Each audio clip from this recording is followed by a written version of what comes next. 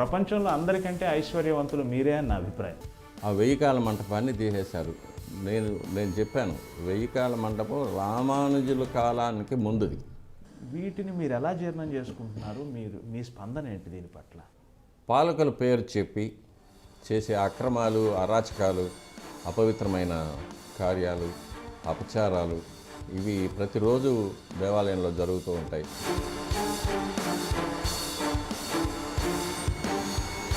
స్వామివారికి నిద్రే ఉండటం లేదు, 4 గంటల నుంచి ప్రారంభం అవ్వాల్సిన పని 2 గంటల నుంచే ప్రారంభమైంది అని ఒక్కోసారి మేము పేపర్లో చదువుతూ ఉంటాం. ఎప్పుడు ఉన్న అభిప్రాయం ఏంటంటే ఈరోజు ఎన్ని వేల మంది భక్తులు వచ్చారు, ఎన్ని వేల మందిని బయటకు తోసేసాం. వారికి తృప్తిగా దర్శనం అయిందా లేదా అనేది నాకు అక్కర్లేదు. ఈరోజు నేను 80,000 మందిని క్లియర్ చేశాం, 90,000 మందిని క్లియర్ చేశాం. నాకు ముందున్న అధికారి 60,000 మందికే చేశాడు, నేను 80,000 మందికి చేశాను. నాకు ముందున్న అధికారి 1,00,000 లడ్డూలు తయారు చేశాడు, నేను 2,00,000 లడ్డూలు తయారు చేస్తున్నాను. అది ఎలా తయారు చేస్తున్నావు, ఎక్కడ తయారు చేస్తున్నావు, ఎవరి చేత తయారు చేస్తున్నావు, అది ఎలా వినియోగిస్తున్నావు, అది నీకు అక్కర్లేదు.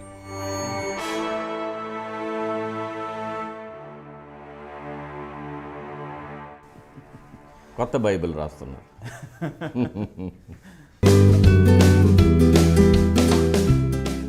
నమస్కారం. కాఫీ విత్ యమునా కిషోర్ కార్యక్రమానికి ఎప్పటిలాగే స్వాగతం. కాఫీ అనేది చాలా చిన్న విషయం అండి. అంతకంటే గొప్ప అమృతపానం లాంటి విషయాలు ఈరోజు మాట్లాడుకుందాం. అంత కాన్ఫిడెంట్గాను చెప్తున్నాను. ప్రపంచంలో గొప్ప ఐశ్వర్యవంతులు ఎవరుంటారు? అసలు ఐశ్వర్యం అనే పదానికి అర్థం ఏమిటంటే ఈశ్వర కృపే ఐశ్వర్యం. మామూలుగా వ్యావహారికంలో మనం బాగా సంపన్నుల ఐశ్వర్యవంతులు అంటున్నాం కదా, అది కాదు.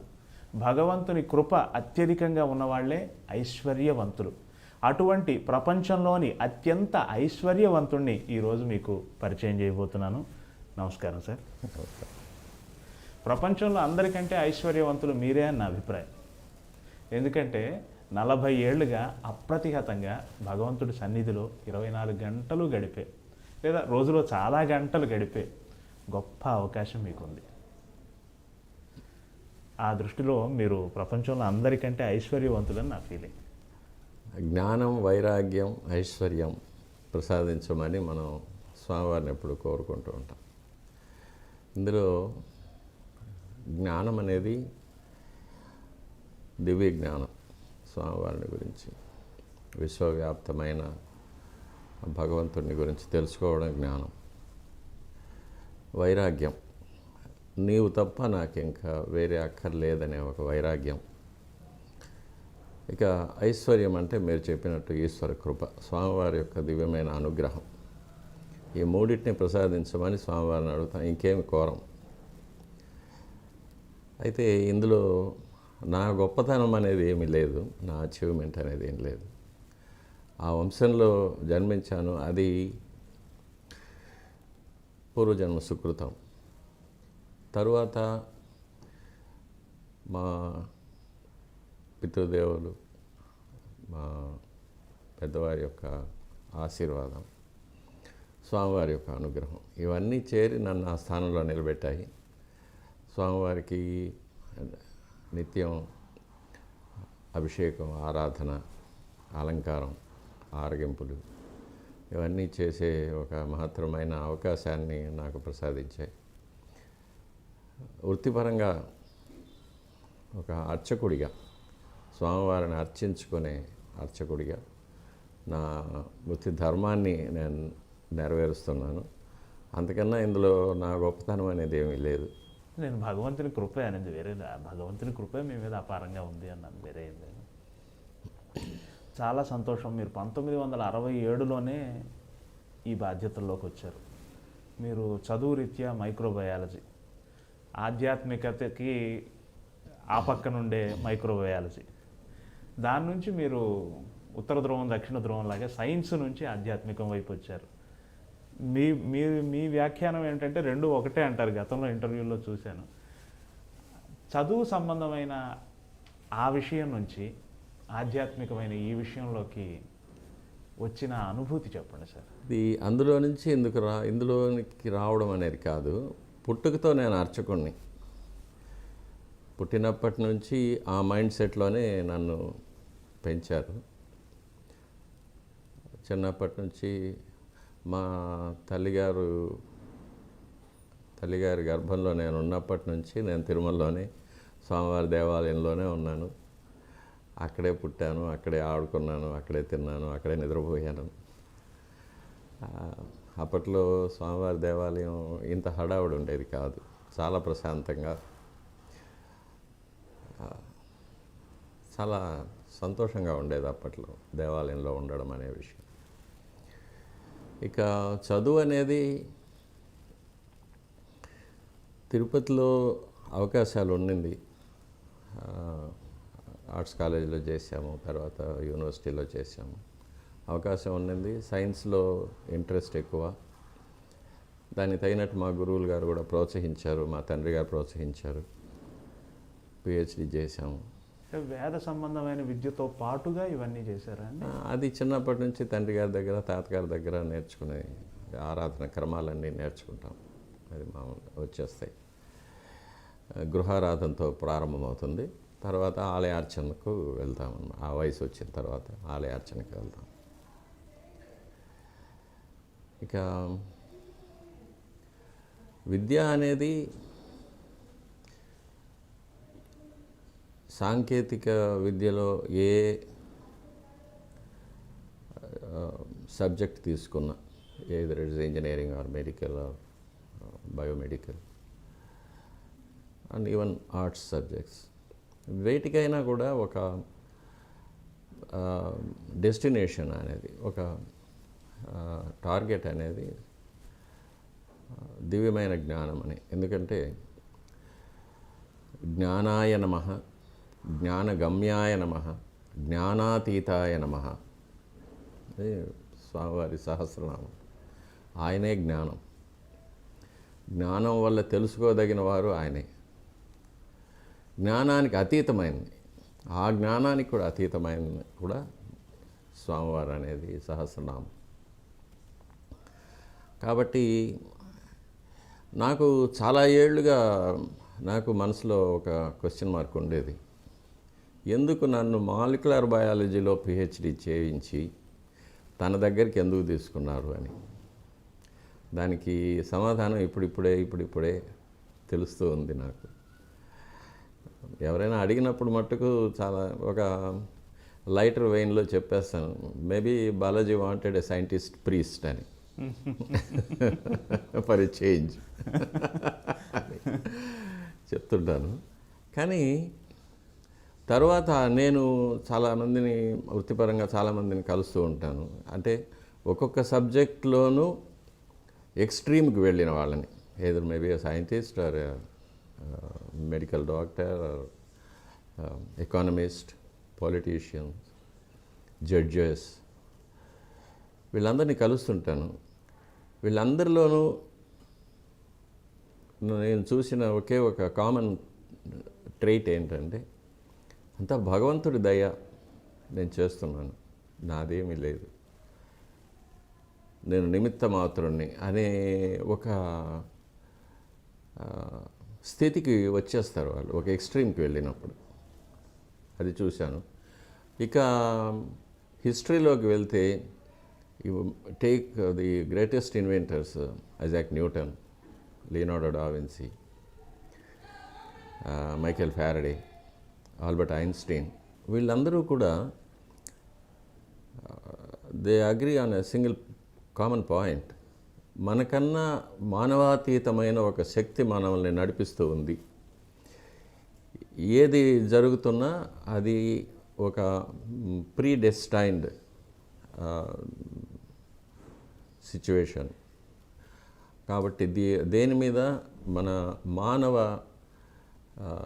శక్తి ఏమి చేయలేదు అనే దాని మీద వీళ్ళందరికీ కూడా ఒక కామన్ ఏకాభిప్రాయం. ఉంది, అభిప్రాయం చూసాం అది. కాబట్టి ఆ స్థితికి నన్ను స్వామివారు చాలా త్వరగానే తీసుకొచ్చేసారు. మేబీ నేను పూర్వజన్మలో చేసిన సాధనలో కానీ, లేక పెద్దవారి అనుగ్రహంలో కానీ, లేక స్వామివారు నాకు ఈ జన్మలో నాకు ఇచ్చిన కర్తవ్యాలు నెరవేర్చడం కోసం కానీ స్వామివారు నన్ను ఆ స్థితికి తీసుకొచ్చారని అనుకుంటాను. ఇకపోతే సైన్స్ అనేది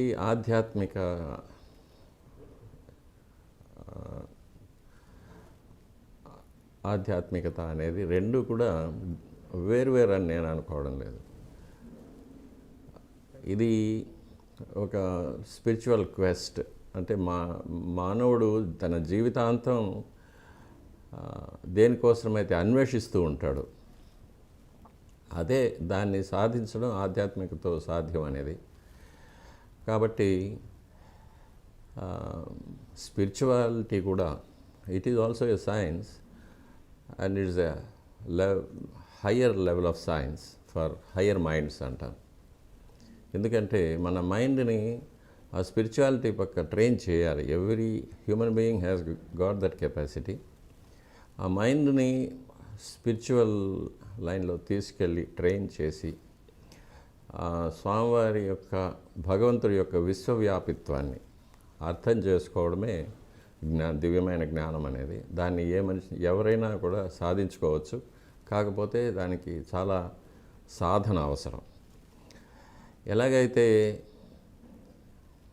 సైన్స్లో మన కంటికి కనిపించని అణువుల్ని, పరమాణువుల్ని చూడడానికి మనకు ఎలక్ట్రాన్ మైక్రోస్కోప్స్ కానీ అలాంటి ఎక్విప్మెంట్ ఎలా ఉంటాయో, అలాగే కొన్ని లక్షల కాంతి సంవత్సరాల దూరంలో ఉన్న నక్షత్ర కూటాలు, గెలాక్సీస్, స్టార్ సిస్టమ్స్, వీటిని చూడడానికి ఎలాగైతే మనకు హబుల్ టెలిస్కోప్ లాంటి ఒక ఎక్విప్మెంట్ మనకు అవసరపడుతుందో,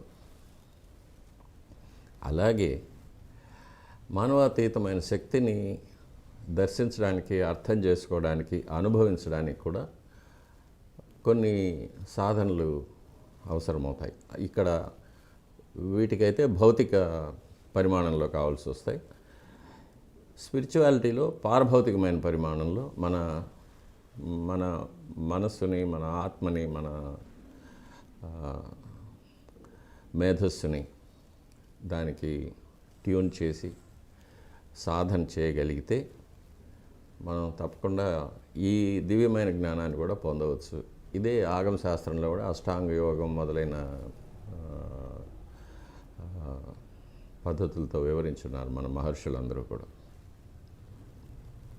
మీరు అంటే మీ కుటుంబాలకు సంబంధించి, మీ 4 కుటుంబాలకు సంబంధించి నిబంధనలు ఎలా ఉంటాయండి? అంటే మీరు మామూలు జనంలాగా సమాజంలో సంచరించడానికి కొన్ని నిబంధనలు ఉన్నాయి, అందరిలాగా మీరు జనంలో కలవలేరు అటువంటివి అంటారు కదా, అవి అంటే మీ వ్యక్తిగత స్వేచ్ఛ ఎంతవరకు ఉంది? అది ఏమి అటువంటి నిబంధనలు అంటూ మరి ఏముండవు. కాకపోతే అర్చక కుటుంబాల్లో చిన్నప్పటి నుంచి కూడా మేము పెరిగిన విధానం కొన్ని ఉంటుంది. ఎందుకంటే మా వేషం, కట్టు, బొట్టు, జుట్టు, ఇవి, తర్వాత మా ఆహారం, మేము వాడే భాష, మా స్నేహిత వర్గం, ఇవన్నీ కూడా చిన్నప్పటి నుంచే కూడా పెద్దవాళ్ళు గైడ్ చేస్తుంటారు. దాని ప్రకారంగానే అలవాటు పడిపోతాం.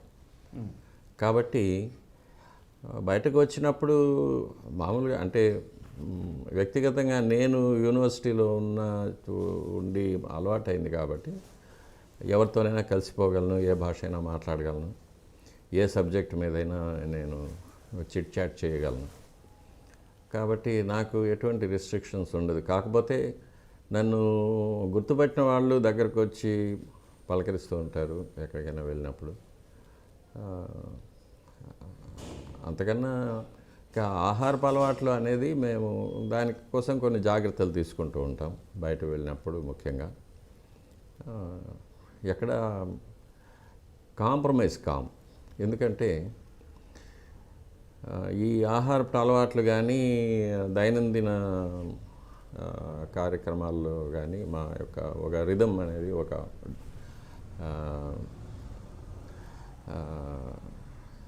ప్రోగ్రామ్స్ అనేది వృత్తిపరంగానే డిసైడ్ అయి ఉంటాయి. కాబట్టి దాని ప్రకారమే గుళ్ళో ఉన్నా కానీ బయట ఉన్నా కానీ దాని ప్రకారమే వేకువజామున లేవడం, ఆరాధన, అది అనుష్ఠానం చేసుకోవడం, ఇవన్నీ కూడా ఉంటాయి. అలవాటు పడ్డది కాబట్టి దానిలో పెద్ద ప్రాబ్లం ఏమి ఉండదు. నిరంతరం స్వామివారి దగ్గరే ఉంటూ వారికి నిరంతరం సేవ చేస్తూ ఉంటారు కదండి. సమాజంలో జరిగే మార్పులు, సమాజంలో జరిగే ఇవన్నీ కూడా మీ చెవిని పడుతూ ఉంటాయి. మీరు అంటే మీ ఆవేదనని లేదా సమాజం తాలూకు ఆవేదనని స్వామివారితో ఖచ్చితంగా విన్నవించుకుంటూనే ఉంటారు. ప్లస్ స్వామివారిలో క్షణక్షణానికి వచ్చే ఆ మార్పులు, ఆ స్పందనలు అవి మామూలు మాబోటి వాళ్ళని గుర్తించడం. కానీ మీ బోటి వాళ్ళు మీకు అర్థమవుతుంది, స్వామివారు నవ్వారు, కోప్పడ్డారు, ఇట్లాంటి సూక్ష్మమైన ఫీలింగ్స్ మీకు అర్థమవుతుంది. అది దేవాలయంలో కులశేఖరపడి అని ఒక థ్రెషోల్డ్ ఉంటుంది. అంటే అది ఆ మెట్టు దాటి ఎవరు లోపలికి రాకూడదు, అర్చకులు తప్ప. నాకు సంబంధించినంత వరకు కులశేఖరపడికి బయట ఉన్నది భౌతికమైన ప్రపంచం, కులశేఖరపడి లోపల ఉన్నది ఒక మానవాతీతమైన ఒక పరిమాణంలో ఉంటుంది. అక్కడి నుంచి బయట ప్రపంచాన్ని చూసినప్పుడు మనకు అది పారదర్శకం అయిపోతుంది. వచ్చిన ప్రతి మనిషి ట్రాన్స్పరెంట్ అయిపోతాడు అక్కడ మా దృష్టికి. బయట ప్రపంచంలో జరిగే పరిణామాలు వీటన్నిటినీ కూడా అక్కడ చూస్తూ ఉంటాం. భక్తులనే పేరుతో వచ్చే కొంతమంది, నిజంగా భక్తితో వచ్చే కొంతమంది, వారికి అక్కడి సిబ్బంది చేసే సేవలు, వీటన్నిటిని చూసినప్పుడు కాస్త బాధగా ఉంటుంది, కొన్ని సమయాల్లో జుగుప్సగా కూడా ఉంటుంది. అప్పుడు నేను ఈ ప్రపంచాన్ని చూడకుండా స్వామివారి వైపు తిరిగి కూర్చుంటాను. లేకపోతే స్వామివారిని అలా చూసినప్పుడు స్వామివారు నవ్వుతూ ఉంటారు, ఇదంతా నా లీలే, నేనే వీళ్ళందరినీ ఇలా ఆడిస్తున్నాను అంటారు. సరే, ఇంకా కాకపోతే మనకు రామాయణ మహాభారతాల్లో చెప్పారు యుగ ధర్మాలు అనేది ఉంటాయి. కృతయుగంలో 4 పాదాల ధర్మం నడిచిందని, తర్వాత 3 పాదాలు, తర్వాత 2 పాదాలు, కలియుగంలో 1 పాదం.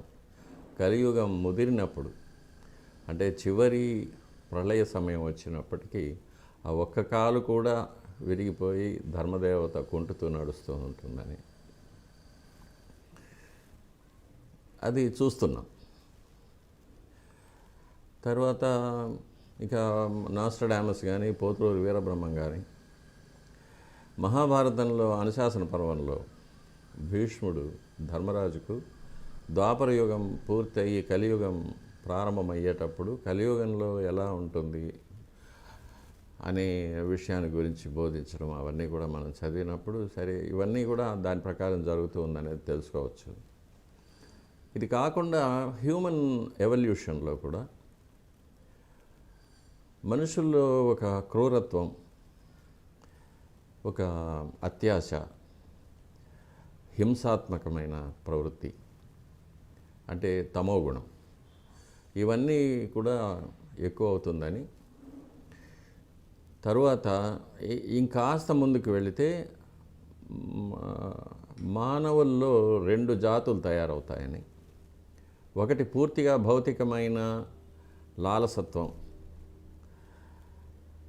అటువైపుగా ప్రయాణించి రాక్షస ప్రవృత్తితో మనుషులు అయిపోతారని, ఇంకొక శాఖగా మానవాతీతమైన శక్తులు పొందినవారు, ఎక్స్ట్రా సెన్సరీ పర్సెప్షన్ అంటాము, అటువైపుగా ఒక మానవ జాతి ఉద్భవిస్తుందని ఇప్పుడు మనం కూడా చూస్తూ ఉంటాం. చాలామందిలో చిన్నపిల్లలు కూడా పూర్వజన్మ జ్ఞానం రావడం, లేక ఇప్పుడు రష్యాలో దీని మీద చాలా చాలా రీసెర్చ్ జరుగుతుంది. యుఎస్ఏలో కూడా జరుగుతుంది. మనుషులు కొన్ని సమాధి స్థితికి పోవడం, అందులో జరిగే మార్పులు, వాటి మీద. ఇవి కాకుండా అష్టసిద్ధులు, అణిమ, గరిమ, లఘిమ అలాంటివి, దూరశ్రవణం, దూరదృష్టి, తర్వాత భవిష్యత్తులోకి వెళ్ళడము, it's called out of the body experiences అంటాము. తర్వాత నియర్ డెత్ ఎక్స్పీరియన్సెస్, ఇట్లాంటివన్నీ బయటపడ్డాము. ఇవన్నీ కూడా ఆ దిశగా మనకు కనిపిస్తున్న ఎవిడెన్సెస్ ఇవి. కాబట్టి ఇవన్నీ మనం చూస్తూ ఉంటాము. ఇదే కాకుండా దేవాలయంలో అప్పుడప్పుడు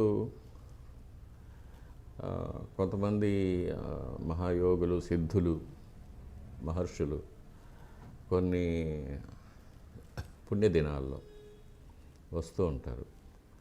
వారు కూడా వచ్చి స్వామివారిని దర్శించుకుంటారు.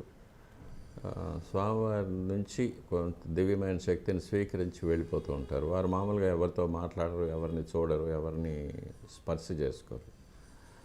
కానీ వారు వచ్చినప్పుడు దేవాలయం అంతా కూడా పూర్తిగా ఒక వైబ్రేషన్ ఉంటుంది. అది మనం మహద్వారంలో అడుగు పెట్టేటప్పుడే తెలిసిపోతుంది ఎవరో మహాత్ములు గుడిలో ఉన్నారనేది. అటువంటి వారు కూడా వస్తూ ఉంటారు, పోతుంటారు. అది మీరు అనుభూతి చెందగలరు, మీరు ప్రత్యక్ష సాక్షులు కాబట్టి.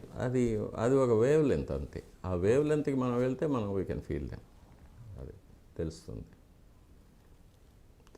చాలామంది ఉన్నారు మన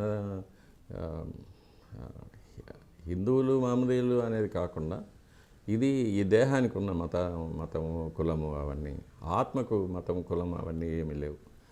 చాలామంది పాశ్చాత్యులు కూడా వచ్చినప్పుడు అటువంటిది ఉంది. వాళ్ళు చూసే విధం, వాళ్ళు స్వామివారి దగ్గర ఆ శక్తిని గ్రహించే విధం, ఇవన్నీ కూడా మనం చూస్తూ ఉంటాం గుళ్ళో కామన్.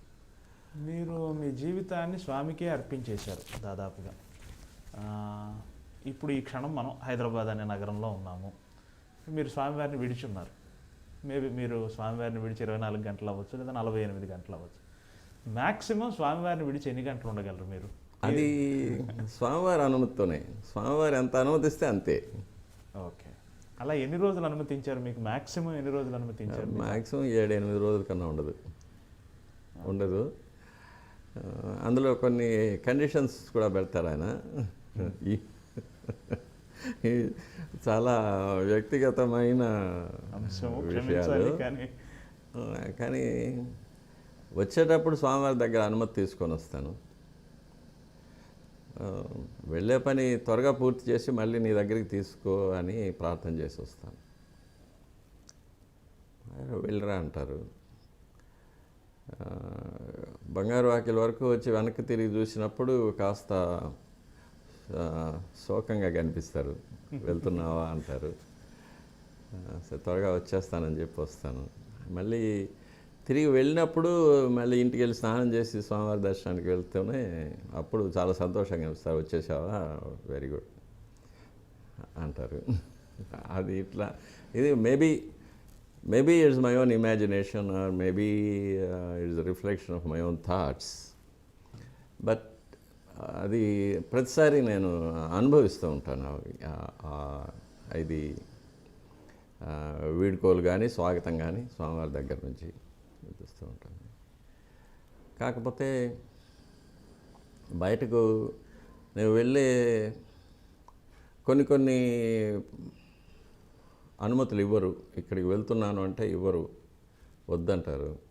కొన్ని విషయాలకు వెళ్ళరామంటారు, సంతోషంగా వెళ్ళరా అంటారు, వెళ్ళి త్వరగా వచ్చేసే అంటారు. కొన్ని చోట్లకి వద్దంటారు. వ్యక్తిగత కష్టాలు, కుటుంబ కష్టాలు కూడా స్వామివారికే విన్నవించుకుంటారు కదా. స్వామి నువ్వే దిక్కు అన్నట్టు మామూలు వాళ్ళే అనుకుంటున్నామంటే మీకు అది సహజం కదా. వృత్తి జీవితంలో కూడా కొన్నిసార్లు మీ మీద విమర్శలు వస్తూ ఉంటాయి. వాటిలోకి పోను కానీ అలా వచ్చిన సందర్భాల్లో కూడా మీరు స్వామికే విన్నవించుకున్నారా? ఏమి స్వామి? ఏం విన్నవించుకోను, వదిలేస్తా. ఉదాహరణకి నేను చెప్తాను. ఈ వ్యవస్థను రద్దు చేయాలని పాలకులు నిర్ణయం తీసుకున్నప్పుడు అటువంటి సందర్భాలు ఎందుకు స్వామి ఇంత కష్టం ఇచ్చావు అని స్వామిని అడగలేదా? అక్కడ అది కూడా మేము స్వామి లేలే ఏం తప్పు చేశాము, ఎందుకు ఇలా జరిగింది అనేది అడుగుతాను. కానీ ఎప్పుడు అన్యాయం చేయలేదు స్వామి. ఓకే. మనకి ఒక ప్రావర్బ్ ఉంది కదా, ఒక తలుపు మూసుకుంటే ఇంకో తలుపు తెరుచుకుంటున్నాను. ఆ విధంగా చూస్తే స్వామివారు ఒక తలుపు మూస్తే 2 తలుపులు తెరిచారు. అందులో ఏ సందేహమేం లేదు. నా పర్సనల్ ఎక్స్పీరియన్స్ అది. స్వామివారి పాదాలను ముట్టుకున్న అర్చకుడు ఎవ్వడూ కూడా నష్టపోడు, బాధపడ్డారు, క్షేమంగా ఉంటారు. అష్యూరెన్స్. స్వామివారిని నమ్మాలి, అదొక్కటే అండర్లైన్. స్వామివారిని నమ్మాలి, స్వామివారు నన్ను కాపాడుతారు, నాకు స్వామివారు ఉన్నారు అనేది ఒక్క నమ్మకం ఉంటే చాలు. ఏమి కారణం అండి? ఎందుకు ఈ వ్యవస్థను రద్దు చేయాలనుకున్నారు పాలకులు? మీకేమైనా అది చక్కగా జరుగుతున్న వ్యవస్థలో కొన్ని వాళ్ళు చెప్పిన కారణాలు కొన్ని నిజం. అలాగా వాళ్ళు చెప్పిన కారణాలు, భౌతికమైన కారణాలు నిజం. కానీ పారభౌతికమైన కారణాలు అంటే వాళ్ళకి తెలియకుండా వాళ్ళు చేసింది, వాళ్ళకి కూడా తెలియదు ఆ కారణాలు ఉన్నాయని, అవి కూడా కొన్ని నిజం. కొన్ని స్వయంకృతాలు, కొన్ని. కానీ ఈ ప్రక్రియలో స్వామివారు వడికట్టారు.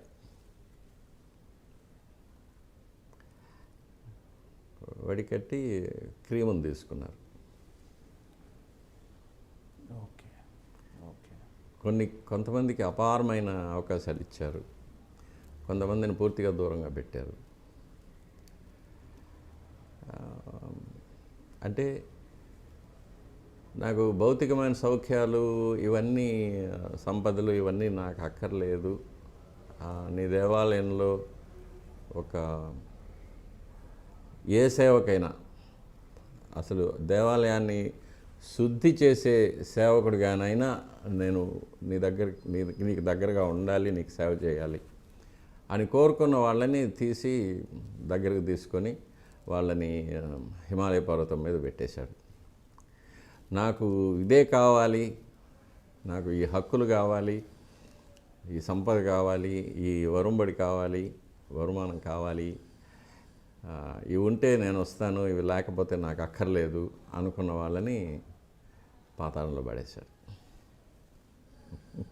అంతా స్వామి లీల. అదే వడికట్టారు.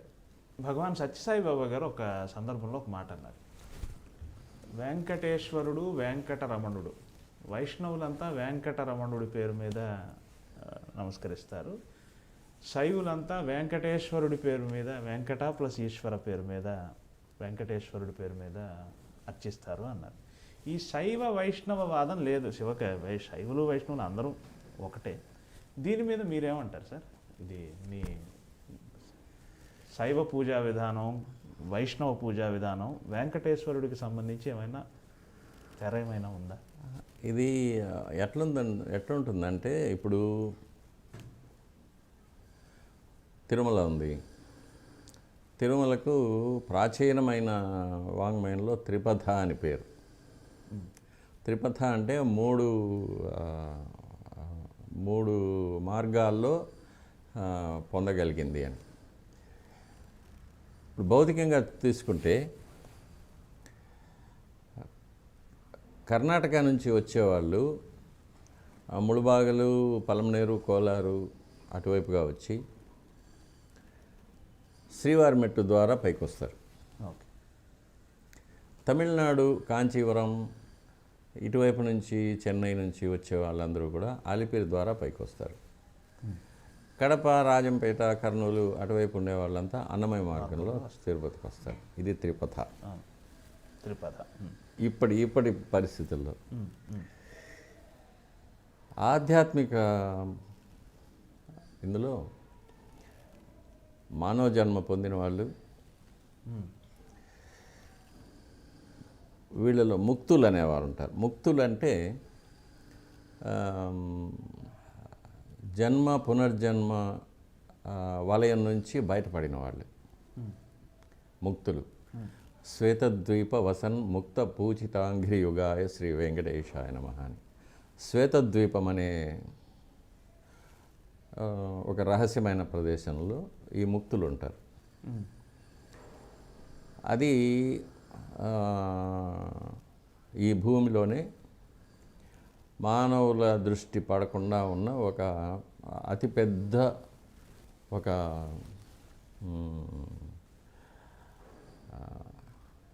ప్రదేశం.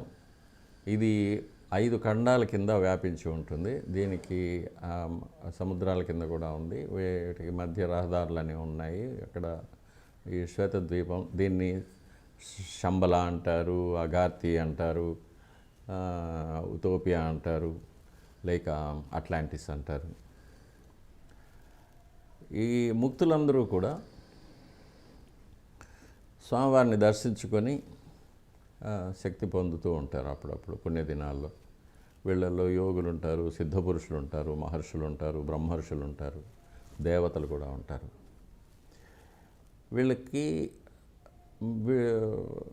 ఆ శ్వేతద్వీపం నుంచి మన మానవ లోకానికి రావడానికి కొన్ని ద్వారాలు ఉన్నాయి అక్కడక్కడ. తిరుమలలో ఒకటి ఉంది,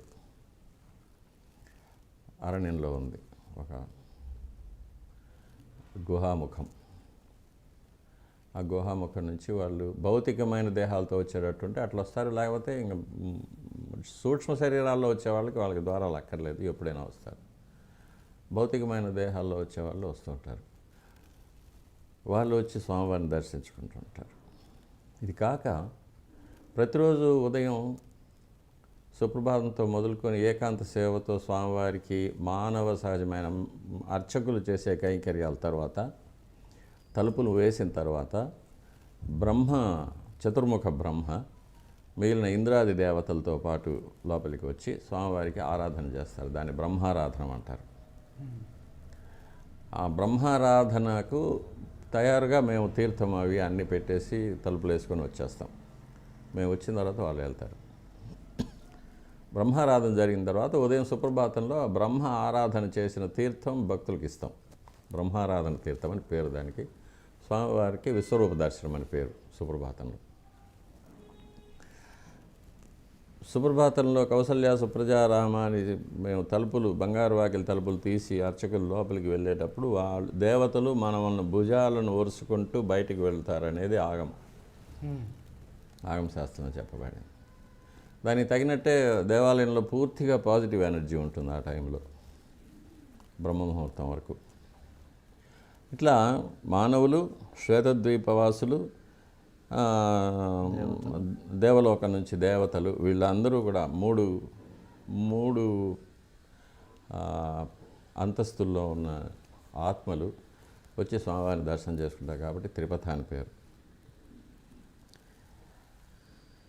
ఇక వెంకటేశ్వరుడు, వెంకటరమణుడు ఇవన్నీ మనం పెట్టుకున్న పేర్లు. ఆ దివ్యమైన శక్తికి అరూపం, నిష్కలం, నిర్గుణం, నిరాకారం, పరబ్రహ్మ.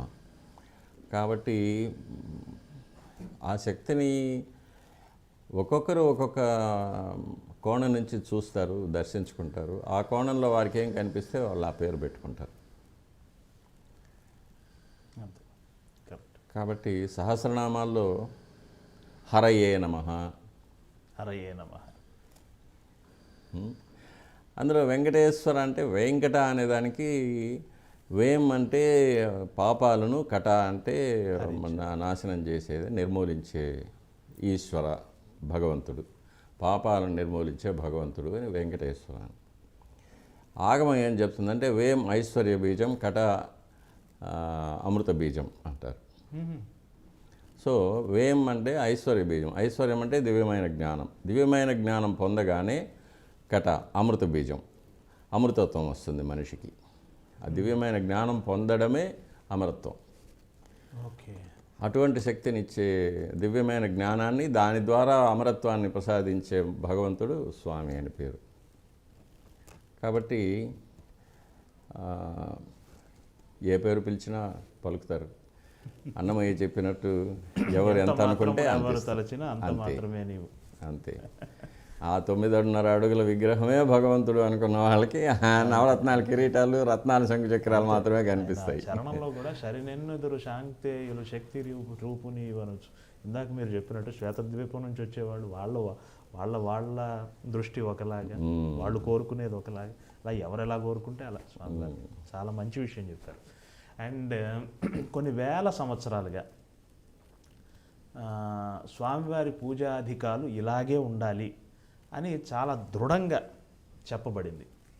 అవును. ఇప్పటికి కూడా దాన్నే దాదాపుగా పాటిస్తున్నారు. స్వల్ప మార్పులకు ఏమైనా లోనైందేమో తెలియదు, పాటిస్తున్నారు. కొద్దిగా పాలకులు మారినప్పుడు పూజాధికాల్లో లేదా పూజా క్రమంలో ఏదో కొద్దిగా మార్పులు అలా ప్రయత్నాలు జరుగుతూ ఉంటాయి కదా. మీరు ఆ వ్యవస్థను కాపాడటానికి ఇంకా అలాగే ఉండాలి అని మీ బోటి వాళ్ళు అలాగే పట్టుకున్నారు. ఈ ఘర్షణ ఏమన్నా ఉందా? ఘర్షణ నిత్యం జరుగుతూనే ఉంటుంది. కృతయుగంలో మత్స్యకూర్మ వరాహ నారసింహాది అవతారాలన్నిటిలోనూ కూడా ఒక రాక్షసుడు ఉంటాడు కదా. ఆ రాక్షసుని సంహరించడానికే భగవంతుడు వస్తాడు. మొన్నటి వరకు కృష్ణ పరమాత్మగా వచ్చి స్వామి ఎంతోమంది దుర్మార్గులను నిర్మూలించాడు. కలిపురుషుడైన దుర్యోధనుని కూడా నాశనం చేశాడు. అట్లాగే అప్పుడు చనిపోయిన రాక్షసులంతా మళ్ళీ ప్రతి అవతారంలో వస్తున్నారు, ప్రతి యుగంలో వస్తున్నారు. అట్లాగే ఇప్పుడు కూడా ఆ రాక్షసులు వస్తున్నారు, చేస్తున్నారు. కాకపోతే ఇక్కడ ఒక చిన్న విషయం ఏంటంటే, పరిపాలకులు మారినప్పుడు పూజా విధానాల్లో మార్పులు అనేవి ఏవి జరగవు. కానీ ఆ పాలకులు, నేను ఇంకొంచెం స్ట్రైట్గా అడుగుతాను, ఆలయ స్వరూపాన్ని మార్చే ప్రయత్నము, 1000 కాళ్ళ మండపాన్ని మార్చే ప్రయత్నం, ఇలా కొన్ని జరిగాయి కదా. అవి కొన్ని ఆమోదనీయం, కొన్ని ఆమోదనీయం కాదు, ఇలా ఉంటాయి కదా. అంటే వాటి మీద ఏమి స్పందిస్తారు? అదే అక్కడికే వస్తున్నాను. పాలకులు నియమించిన కొంతమంది ఉద్యోగులు, లేక పాలకులకు కూడా తెలియకుండా వారి పేరు చెప్పుకొని ఇక్కడ కొంతమంది చిన్న పదవుల్లో ఉన్న సిబ్బంది కొంతమంది, వీరు కొన్ని పాలకుల యొక్క అనుగ్రహం వల్ల కొన్ని పదవులు పొందుతూ, కొన్ని సౌకర్యాలు పొందుతూ ఇక్కడ తమ ఉనికిని చాటుకోవడం కోసం కొన్ని మార్పులు చేస్తూ ఉంటారు. ఇది పాలకుల వరకు వెళ్ళదు. ఇది ఓకే. ఇప్పుడు 1000 కాళ్ళ మంటపం తీసేయడంలో కూడా ప్రభుత్వం యొక్క ఇదేమీ లేదు. అప్పుడు అక్కడ ఉన్న ఒక అధికారి తన యొక్క స్వప్రయోజనాల కోసం ఆ 1000 కాళ్ళ మంటపాన్ని తీసేశారు. నేను చెప్పాను, 1000 కాళ్ళ మంటపం రామానుజుల కాలానికి ముందుది. వీటిని మీరు ఎలా జీర్ణం చేసుకుంటున్నారు? మీ స్పందన ఏంటి దీని పట్ల? ఇది ఒక దురదృష్టకరమైన పరిస్థితి. 1000 కాళ్ళ మంటపం ఒకవేళ స్వామివారి యొక్క ఆరాధన క్రమాల్లో దానికి అంత ప్రాధాన్యత లేకపోయినా కూడా ఒక ప్రాచీనమైన కట్టడంగా అతి సుందరమైన శిల్పాలతో అలంకరించబడి సుమారు 9వ శతాబ్దంలో నిర్మించబడిన మహత్తరమైన కట్టడం అది. అప్పట్లో దట్టమైన అరణ్యం ఉండడం వల్ల 365 రోజులు వర్షం పడడం వల్ల వచ్చిన భక్తులకు ఒక వసతి కల్పించడం కోసం, వన్యమృగాల నుంచి రక్షణ కల్పించడం కోసం వారు వంట చేసుకొని అక్కడే పుష్కరంలో స్నానాలు చేసి స్వామివారిని దర్శనం చేసుకున్న తర్వాత స్వామివారి ప్రసాదం స్వీకరించడం, రాత్రి బస చేయడం మొదలైన ఉపయోగాల కోసం అది ఎక్కువగా వాడబడుతూ ఉండేది 1000 కాళ్ళ మంటపం. తర్వాత సామూహిక వివాహాలు జరపడానికి మొదలైన వాటికి కూడా పుణ్యకార్యాలకు అది మనం వాడుకుంటూ ఉండేవాళ్ళం. అటువంటి ఒక ప్రాచీనమైన శిల్ప సంపద కలిగిన ఒక ఆర్కియలాజికల్ ట్రెజర్గా దాన్ని అలాగే ఉంచాలని నేను చాలా వరకు ప్రయత్నం చేశాను, అధికారులకు విన్నవించుకున్నాను. కానీ ఒక అధికార దర్పం, అజ్ఞానం, అహంకారం వీటి వల్ల స్వప్రయోజనాలు, స్వార్థం, వీటి కోసం అప్పుడు ఉన్న అధికారులు వాటిని నిర్దాక్షిణ్యంగా నిర్మూలించారు.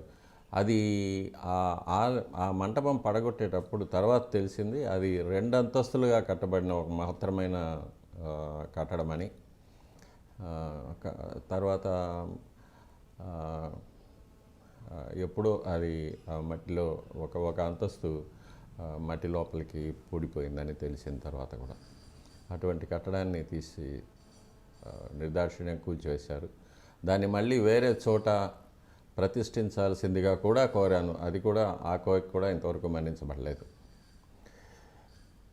దీనికన్నా విచారకరమైన విషయం, స్వామివారికి ప్రతి వార్షిక బ్రహ్మోత్సవాల్లో కూడా మహారథంలోకి ఉత్సవమూర్తులు మలయప్ప స్వామివారిని వేంచేపు చేయడానికి ఆ రథారోహణం కార్యక్రమంలో భాగంగా జరిగే పుణ్యాహవాచనం, యాత్రాదానం, నవగ్రహ పూజ మొదలైన క్రతువులను నిర్వహించడానికి ఒక అత్యంత సుందరమైన శిల్ప సంపత్తో కూడిన ఒక రథమంటపం ఉండేది.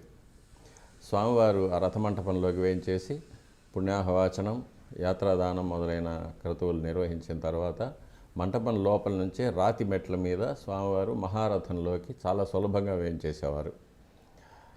కానీ దాన్ని కూడా మాస్టర్ ప్లాన్ అనే ఒక కారణం కింద నిర్దాక్షిణ్యంగా తీసి పారవేశారు. దాన్ని కూడా మళ్ళీ మనకు సౌకర్యమైన ప్రదేశంలో తిరిగి నిర్మించాలని కూడా కోరాను. దాన్ని కూడా ఆ కోరిక కూడా మన్నించబడలేదు.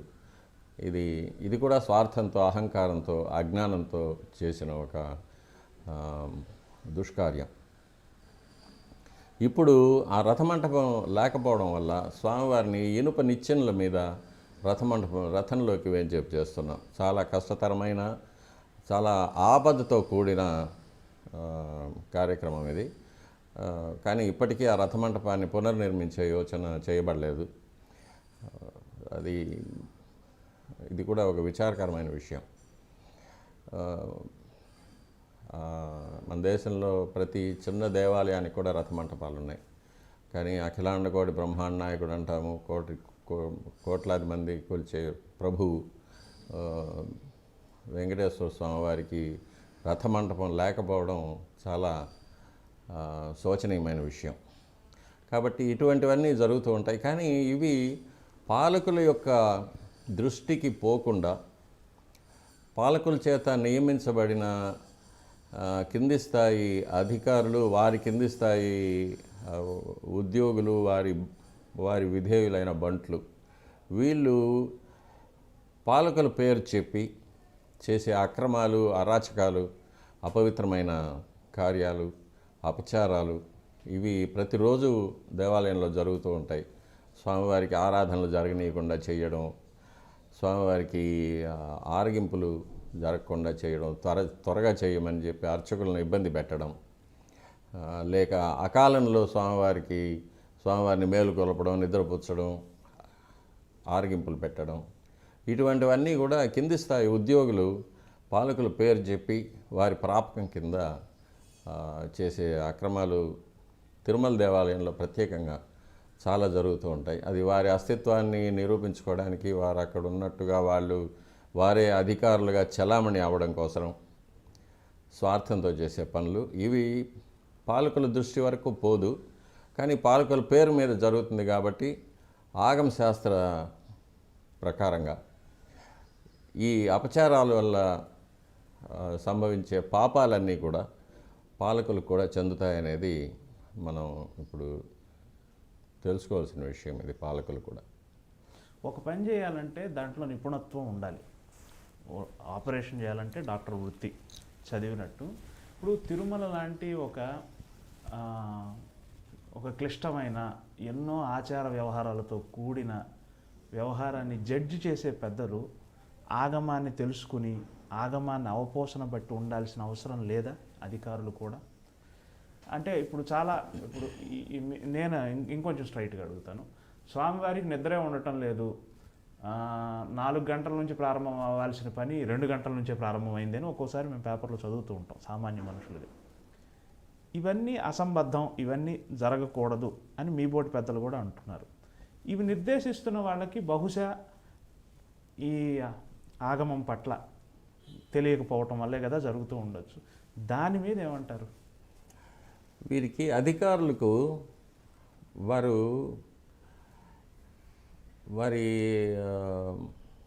విద్యార్జనలో భాగంగా వారికి ఎలాంటి బోధన చేస్తారంటే, మీరు పాలించడానికే పుట్టారు, మీరే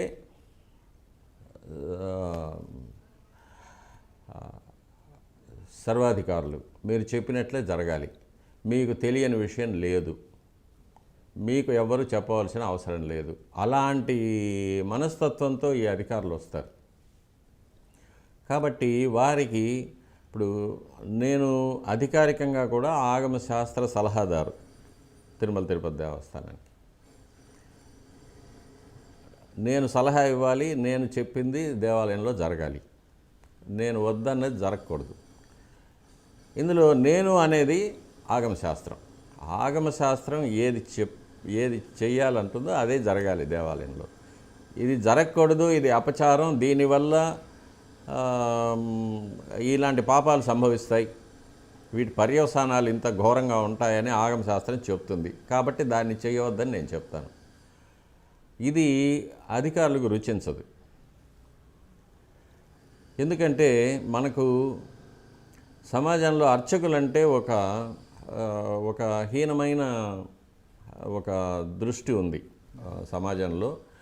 వీరు బడుగు బాపలు, వీరికి ఏమీ తెలీదు, వీరికి సంఘంలో ఎటువంటి గౌరవం లేదు, వీరు ఏదో యాచక వృత్తిలో ఉన్నవారు అనే విధంగానే ఒక ప్రబలమైన ఒక అభిప్రాయం ఉండడం వల్ల అధికారులందరూ కూడా ప్రతి అర్చకుడిని అలాగే ఆ దృష్టితోనే చూస్తారు. అది వెంకటేశ్వర స్వామి వారి అర్చకులైనా సరే, లేకపోతే అమ్మవారి అర్చకులైనా సరే, శివాలయంలో అర్చకులైనా సరే, ఆ దృష్టిలోనే వాళ్ళు చూస్తారు.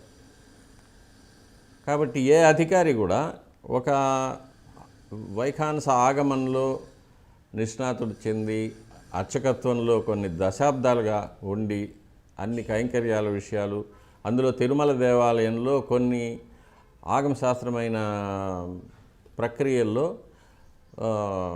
మిగిలిన దేవాలయాల్లో లేని కొన్ని ఆచారాలు ఉన్నాయి.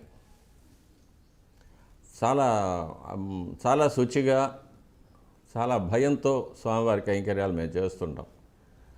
స్వామివారిని ముట్టుకోవడం మొదలుకొని ఎవరు స్వామివారిని మూల బేరాన్ని ఎవరు తాకగలరు, దానికి వారు అనుసరించాల్సిన కార్యక్రమాలు ఏంటి, ఇవన్నీ కూడా పెద్దలు ఎలా పెట్టారో అలాగే ఈ రోజు వరకు కూడా చేస్తున్నాం. కాబట్టి ఇవన్నీ తెలిసిన ఒక ఆగమ సలహాదారు ఇచ్చే సలహాలను వీళ్ళు అధికారులు పాటించరు. వారికి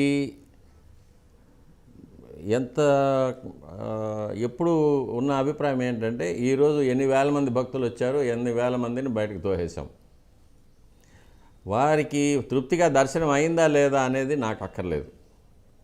ఈరోజు నేను 80,000 మందిని క్లియర్ చేశాం, 90,000 మందిని క్లియర్ చేశాం. నాకు ముందున్న అధికారి 60,000 మందికే చేశాడు, నేను 80,000 మందికి చేశాను. నాకు ముందున్న అధికారి 1,00,000 లడ్డూలు తయారు చేశాడు, నేను 2,00,000 లడ్డూలు తయారు చేస్తున్నాను. అది ఎలా తయారు చేస్తున్నావు, ఎక్కడ తయారు చేస్తున్నావు, ఎవరి చేత తయారు చేస్తున్నావు, అది ఎలా వినియోగిస్తున్నావు, అది నీకు అక్కర్లేదు. నాకు కావాల్సింది ఒక పబ్లిసిటీ, నన్ను గురించి నేనే శభాషని చెప్పుకోవాలి. కాబట్టి 80,000 మంది కొండపైకి వచ్చారంటే 80,000 మందిని రాత్రి ఏకాంత సేవ లోపల వాళ్ళని గుడి లోపలికి తోసి గుడి నుంచి బయటకు నెట్టేయాలి. వారికి దర్శనం అయిందా లేదా నాకు అక్కర్లేదు, స్వామివారికి ఏకాంత సేవ సమయానికి జరిగిందా లేదా నాకు అక్కర్లేదు. ఈ 80,000 మంది పూర్తయిన తర్వాతే స్వామివారికి ఏకాంత సేవ జరగాలి. ఇలాంటి ప్రవృత్తితో వచ్చే అధికారుల వల్ల స్వామివారికి అపచారం జరుగుతుంది. అపచారం జరగడం వల్ల స్వామివారి యొక్క అనుగ్రహం పోతుంది. స్వామివారికి అనుగ్రహం లేకపోవడం వల్ల వచ్చిన భక్తులకు ఎటువంటి ప్రయోజనం కలగదు. దీనివల్ల మహాపాపాలు సంభవిస్తూ ఉంటాయి. స్వామివారి యొక్క ఆగ్రహం వల్ల ఎన్నో ఉత్పాతాలు సంభవిస్తూ ఉంటాయి. ముఖ్యంగా పాలకులకి యశోనాశనం, వంశనాశనం, ఇవన్నీ జరుగుతాయనేది ఆగమ శాస్త్రంలో చెప్పబడింది. ఇది ఎన్నోసార్లు నేను హెచ్చరిస్తూనే ఉంటాను, కానీ కలియుగ ధర్మం ఎవరు వినరు. తిరుమలకు సంబంధించి చాలా ప్రత్యేకమైన చట్టాలు ఉన్నాయి, చాలా ప్రత్యేకమైన రక్షణ ఉంది. బ్రిటిష్ పాలకులు, ఆ తర్వాత వచ్చిన పాలకులు చాలా పకడ్బందీగా పెట్టారని చెప్తారు కదా. ఇప్పటికీ మీరు కూడా ఒక ఇంటర్వ్యూలో అన్నారు, అప్పటి ఆర్కాడ్ జిల్లా కలెక్టర్ ఇచ్చిన ఉత్తర ప్రత్యుత్తరాలు లేదా ప్రశ్న సమాధానాలు ఇవన్నీ చాలా రెఫరెన్సులు ఉన్నాయి అంటారు కదా. ఇవన్నీ ఉండగా కూడా ఈ విధంగా జరుగుతున్నాయా? అవును, ఇప్పుడు దాన్ని సవాల్ జవాబు పట్టి అంటారు. ఆర్కాట్ కలెక్టర్ గారు చేశారు. ప్రతి ఉద్యోగిని కూడా పిలిచి 19వ శతాబ్దంలో జరిగింది, 1848 సంథింగ్.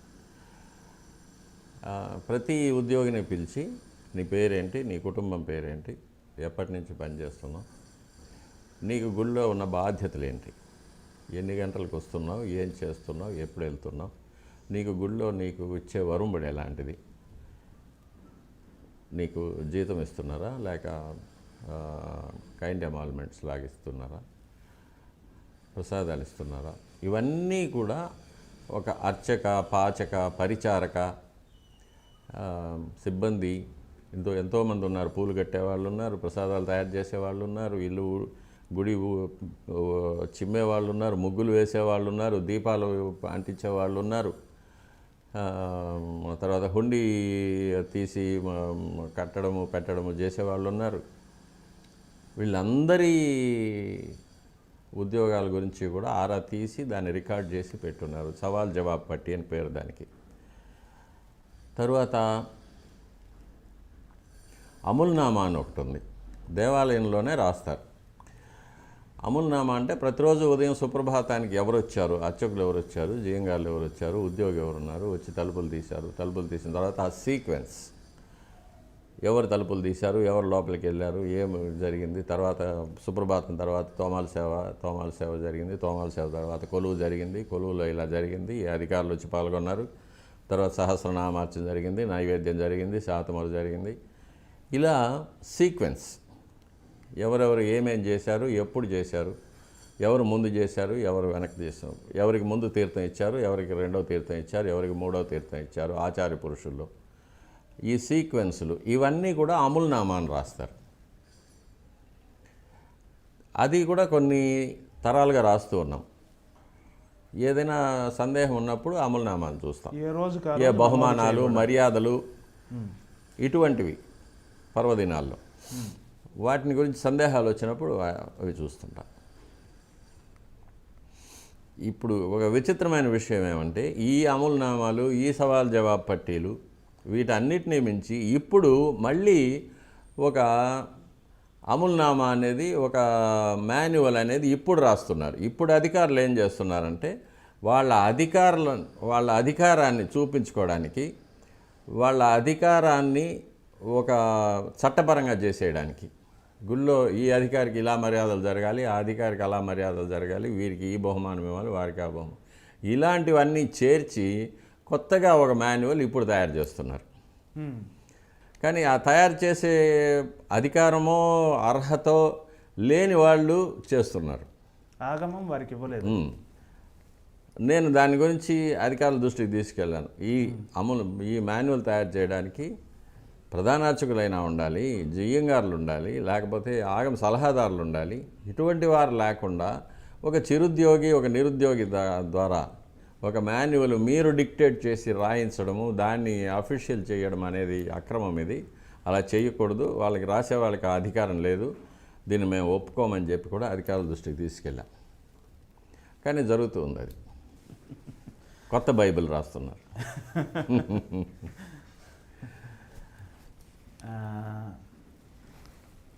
ఇటీవల ఉత్తరాదికి చెందిన ఎగ్జిక్యూటివ్ అధికారి బాధ్యతలు తీసుకున్నారు. దాని మీద కూడా కొంత విమర్శలు వచ్చాయి. అంటే భగవంతుని దృష్టిలో అందరూ సమానమే, దాని గురించి నేను అంటలేదు. ఉత్తరాది అధికారి రావడం వల్ల ఏమైనా పూజాధికారుల్లో ఏదైనా తెలియకుండా ఉండే విషయం అట్లా ఏమైనా ఉంటుందా? మీరు అటువంటిది ఏమీ లేదు. అధికారులకు పూజా కార్యక్రమాలతో ఎటువంటి సంబంధం ఉండదండి. ఓకే. అధికారులకు పూజా కార్యక్రమాలతో ఎటువంటి సంబంధం ఉండదు, భక్తులకు కూడా ఉండదు. ఓకే. అర్చకులు స్వామివారికి ఆరాధన ఆగమ శాస్త్రపరంగా చేస్తారు, భక్తులు చూస్తారు, అధికారులు ఉంటారు, అధికారులు మర్యాద తీసుకుంటారు, అంతవరకే కానీ వారికి పూజా కార్యక్రమాల్లో ఎటువంటి భాగము ఉండదు. ఈ మధ్య సంకల్పాలు చేయడము అలాంటివి కొన్ని ప్రవేశపెట్టారు వీళ్ళు, కానీ అటువంటి అధికారం ఎవ్వరికీ లేదు. ఏమి చేయడానికి వాళ్ళకి అనుమతి లేదు, ఆస్కారము లేదు. కాబట్టి స్వామివారి భక్తుడే ఉండాలి. స్వామివారి భక్తుడే. గవర్నమెంట్ ఆఫ్ ఇండియాకు ప్రెసిడెంట్గా కానీ, వైస్ ప్రెసిడెంట్గా కానీ, ప్రైమ్ మినిస్టర్గా కానీ వీరే రావాలి వారే రావాలని ఎవరైనా చెప్పగలరా? వీరెందుకు వచ్చారని అడగగలరా? లేదు కదా. అలాగే తిరుమల తిరుపతి దేవస్థానంలో అధికారులకు ఎటువంటి ప్రమేయం లేదు. అవన్నీ ఈ మధ్య ఏర్పడిన అలవాట్లు, ఈ మధ్య ఏర్పడిన కొత్త సాంప్రదాయాలు. దానికి ఆగమ శాస్త్రంతోనూ స్వామివారికి జరిగే ఆరాధన క్రియలతోనూ ఎటువంటి సంబంధం లేదు. ఎవరు వచ్చినా ఉంటారు, పోతారు. కాకపోతే వారికి ఉన్న బాధ్యత స్వామివారి యొక్క ఆస్తులు కాపాడడం, స్వామివారి యొక్క భక్తులకు సౌకర్యాలు కలిగించడం. ఈ రెండే వాళ్ళ బాధ్యతలు. అర్చనాది కార్యక్రమాల్లో వారికి ఎటువంటి బాధ్యత లేదు. ఆగమశాస్త్ర సలహాదారు కూడా మీరు దేవాలయానికి సంబంధించినంత వరకు ఒక సలహాదారుగా, నేను ప్రధాన అర్చకుడిగా అడగడం లేదు, ఒక సలహాదారుగా ఉన్న స్థితి నుంచి ఇంకొంచెం మహత్తరమైన స్థితికి ఉద్ధరించబడాలంటే మీరిచ్చే సలహా ఏమైనా ఉందా? మీ మనసులో అనుకున్నది ఇలా ఉంటే బాగుండు, ఇలా జరగాలి అనే మార్పులు ఏమైనా కోరుకుంటున్నారా? సలహాదారు అనే వ్యక్తి మానవుడే, అవును, మనిషే. కాకపోతే ఆగమ శాస్త్రాన్ని గురించి కొంత పరిజ్ఞానం ఉంటుంది. అతను ఇచ్చే సలహాలన్నీ ఆగమ శాస్త్రం నిబద్ధమయ్యే ఉంటాయి, నిర్ణయించింది. కాబట్టి శాస్త్రాన్ని గౌరవించాలి. శాస్త్రం ఏం చెప్తుంది? ఇలా చెయ్యాలి, ఇలా చేయకూడదు, చెయ్యకపోతే ఏం జరుగుతుంది, దీనికి ప్రాయశ్చిత్తం ఏంటి, ఇది ఆగమశాస్త్రం చెప్తుంది. దాని ప్రకారం మనం చేయడం. ఇది ఆగమశాస్త్రం యొక్క లక్ష్యం ఏంటి? లోక కళ్యాణం. భగవంతుడు తృప్తి చెందితే వచ్చే భక్తులకు మంచి జరుగుతుంది. రాష్ట్రం, దేశం, మానవ లోకమంతా సుభిక్షంగా ఉంటుంది. స్వామివారికి ఆగ్రహం వస్తే పాలకులు, రాష్ట్రము, దేశము, ప్రపంచం అంతా కూడా ఎన్నో మానవ నిర్మితాలైన ఉత్పాతాలకి, రోగాలు, యుద్ధం, వరదలు, ఇలాంటి వాటికి, లేక ప్రకృతి సిద్ధమైన ఉత్పాతాలు, భూకంపాలు, అగ్ని ప్రమాదాలు, ఉల్కలు, తోకచుక్కలు, ఇటువంటి వాటి వల్ల కానీ నాశనం జరుగుతుంది. కాబట్టి పాలకులు కానీ, సిబ్బంది కానీ దేశమంతా బాగుండాలి, మనము బాగుండాలి, మనతో పాటు అందరూ బాగుండాలి అనుకుంటే ఆగమ శాస్త్రాన్ని గౌరవించి ఆగమ శాస్త్రం చెప్పిన పద్ధతిగా నడుచుకుంటారు. లేక నేను మాత్రమే బాగుండాలి అని పాలకులు కానీ, సిబ్బంది కానీ, అధికారులు కానీ అనుకుంటే ఇటువంటి అపచారాలు జరుగుతూనే ఉంటాయి. కాబట్టి ఆగమ శాస్త్రంలో చెప్పిన విషయాల్ని మనం గమనించి దాని ప్రకారం మనం నడుచుకుంటే లోక కళ్యాణం జరుగుతుంది, అందరూ బాగుంటారు. సాధారణ ప్రజలు ప్రతిరోజు మిమ్మల్ని టీటీటీ ఛానల్లో చూస్తూ ఉంటారు. ఉదయాన్నే మీరు తెలుగు, తమిళ భాషల్లో మీరిచ్చే ప్రసంగం చాలా బాగుంటుంది. ఈ బహుభాషా కోవిదత్వం గురించి చెప్తారా సార్? మీరు మీ తమిళ ఉచ్చారణ కూడా అద్భుతంగా ఉంటుంది. అది అంటే మీకు నిబంధనల్లో అలా తెలుగు, తమిళం, కన్నడం, మలయాళం విధిగా నేర్చుకుని ఉండాలి అట్లా ఏమైనా ఉందా, లేకపోతే మీ వ్యక్తిగత ఆసక్తి? అటువంటి నిబంధనలు ఏం లేవు. అది వ్యక్తిగతంగా నాకు ఉన్న అవకాశం నేర్చుకోవడానికి తెలుగు, తమిళం, కన్నడం. మా తల్లిగారు కర్ణాటక నుంచి వచ్చారు కాబట్టి కన్నడం వచ్చు. మా ఇంట్లో మా పిన్ని గారు, మా భార్య అందరూ తమిళనాడు నుంచి వచ్చారు కాబట్టి తమిళం నేర్చుకోవాల్సి వచ్చింది. ఇక తమిళ భాష మీద ఒక అభిమానం అందులో కన్నదాసన్ లాంటి వారు రాసే పాటల మీద, గీతాల మీద, కన్నదాసన్ యొక్క ఆధ్యాత్మిక పుస్తకం భగవద్గీత మీద, ఇలాంటివన్నీ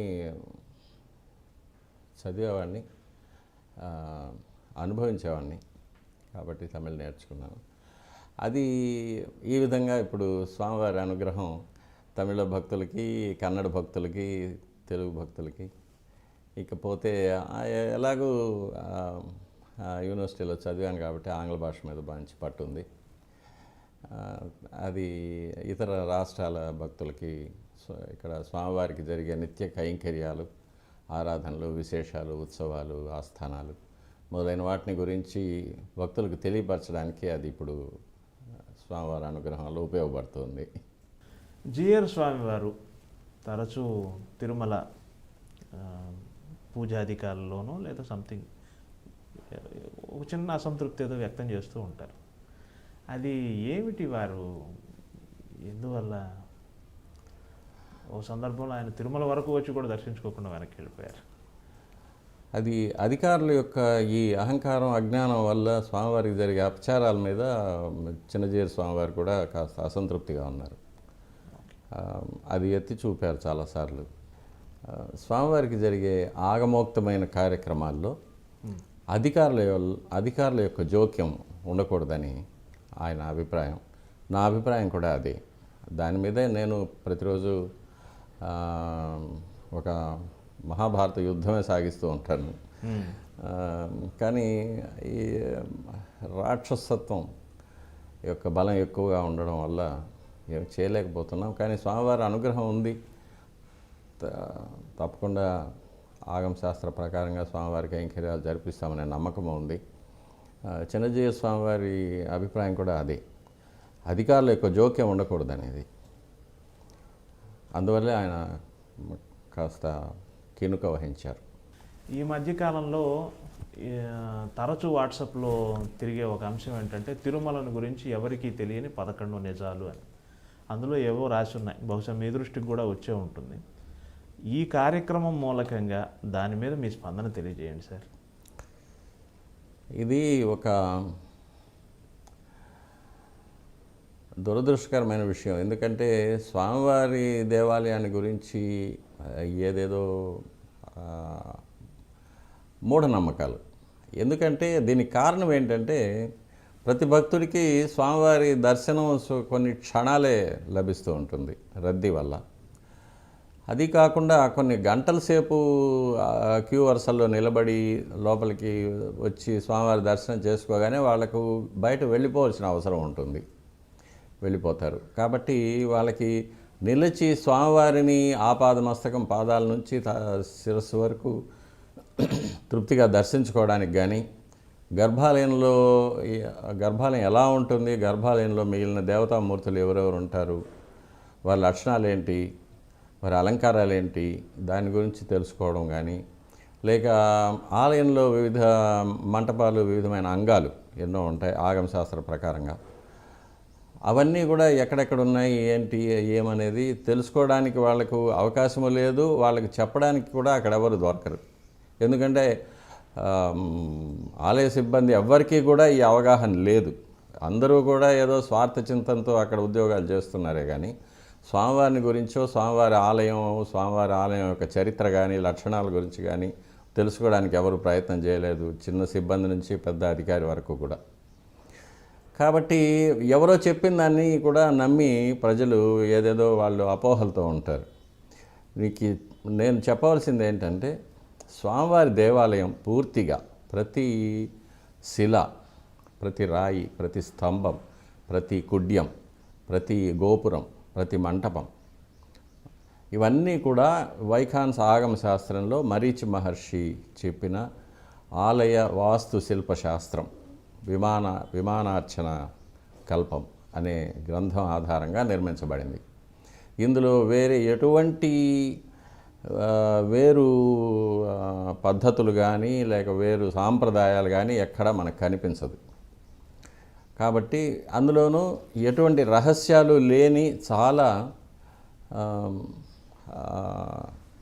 సింపుల్ స్ట్రక్చర్ తిరుమల దేవాలయం. విస్తీర్ణంలో కూడా చాలా చిన్నది మిగిలిన దేవాలయాల్లో పోలిస్తే.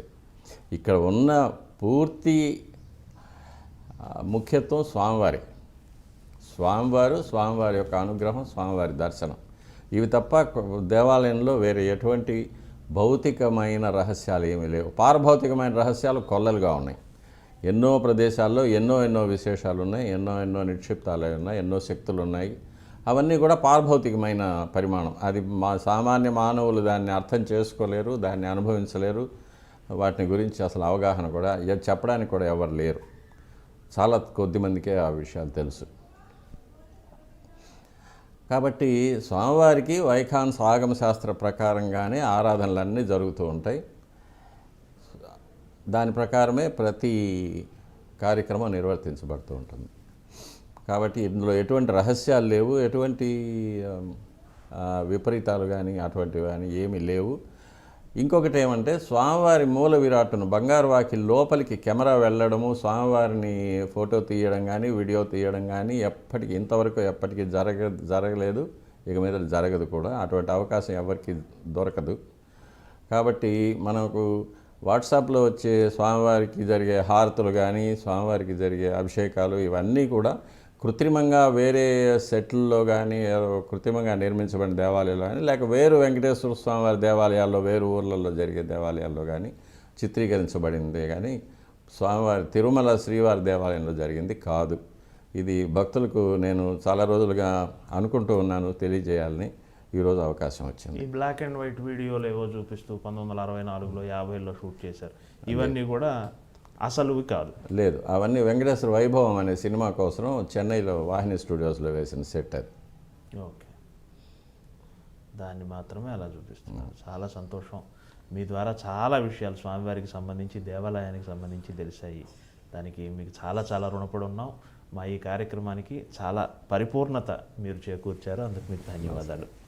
ఇది స్వామివారి సేవలో భాగంగానే భావిస్తున్నాను. ఖచ్చితంగా.